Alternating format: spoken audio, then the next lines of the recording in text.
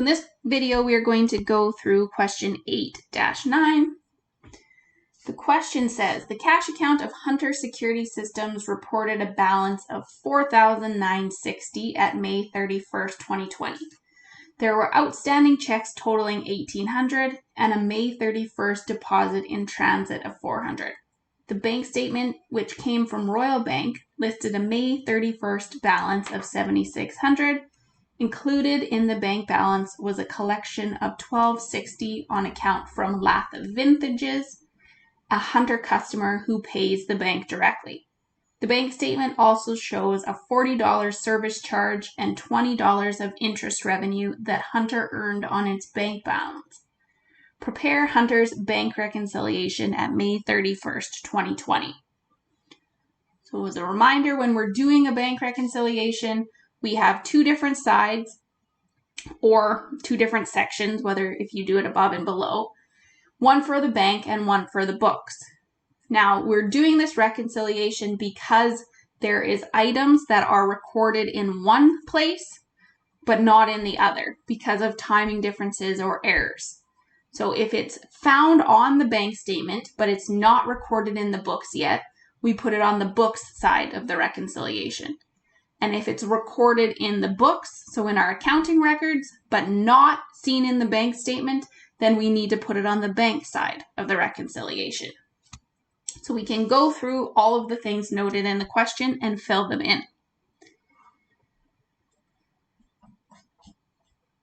So here is the bank reconciliation, and I'll walk through the question so I can explain how I knew to put these here.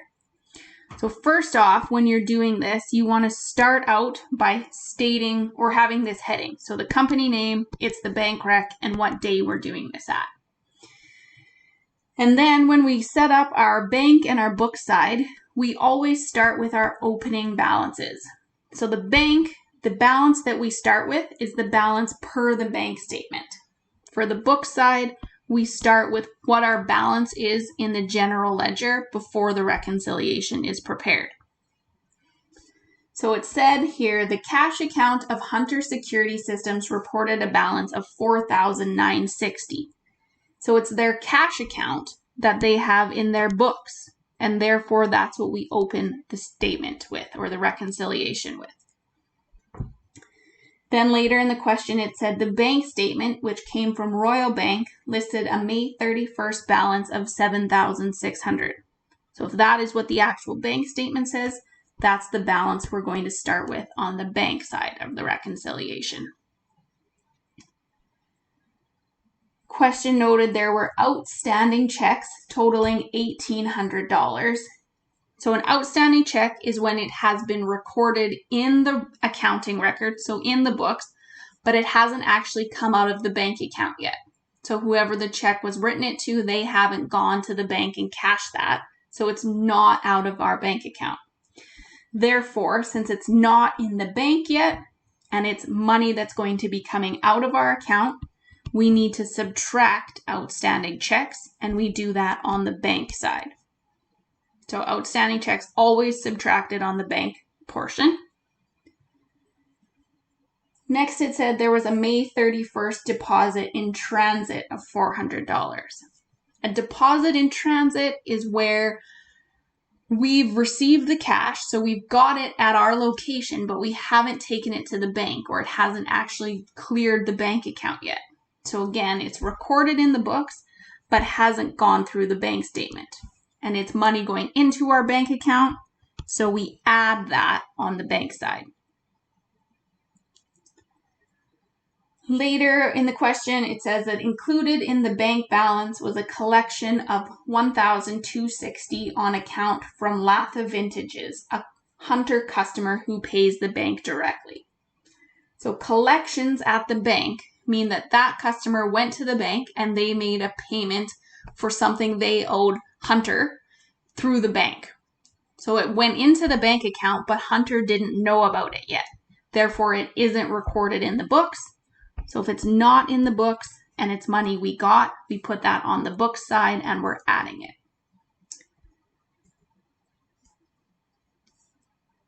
It also says in the question, the bank statement shows a $40 service charge and $20 of interest revenue that Hunter earned. So a service charge would be money the bank is charging us. So money coming out, it's in the bank statement as it says, but we wouldn't have recorded it because we didn't know until we got the bank statement. Therefore, it goes on the books side, and we're subtracting it because it's money coming out. The $20 of interest revenue, that would be money going into our bank account from the bank. And again, we wouldn't have known until we got the bank statement, so it's not recorded. And therefore, we have this $20 added on the book side. So those are all of the reconciling items. You go through, take your opening on the bank side plus anything you're adding, and get to this subtotal of $8,000. Then subtract the outstanding checks, and we get to the adjusted bank balance of $6,200. Do the same thing on the book side. So the opening plus the bank collection plus the interest got us to $6,240. Then we subtract the service charges, and we get to an adjusted book balance also of $6,200. And that's good because we know that these two adjusted balances need to agree to each other. Okay, so that's S8-9, preparing the bank rec. S8-10 says, after preparing Hunter's Security Systems bank reconciliation in this question, journalize the company's transactions that arise from the bank rec. Date each transaction May 31st and include an explanation. So preparing the bank rec is only the first step. Then we need to record any journal entries from the books side. So any reconciling items that we have on the book side, those get recorded in journal entries. And that's because if they've cleared the bank, we want them to now be recorded in our records. We don't want these reconciling items. We want to actually book the entries to set those up. So we'll do an entry for the bank collection, the interest revenue, and the service charge. So if we go back to S8-9, it says that the bank balance included a collection of $1,260 on account from Latha Vintages, so a customer who pays them directly. So if it's a payment we're collecting on account, we need to record the cash coming in, so that's our debit to cash, and we credit accounts receivable, and it would be for this customer. So since it's on account, it means that amount was sitting in accounts receivable waiting to get collected. So debit cash and credit AR for that amount. For interest revenue, so we didn't know about this yet. We wouldn't have recorded anything related to it.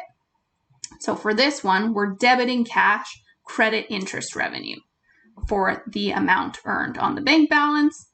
And then for the last item, the service charge, we put that to this bank charges expense account. It's money coming out, so we credit cash.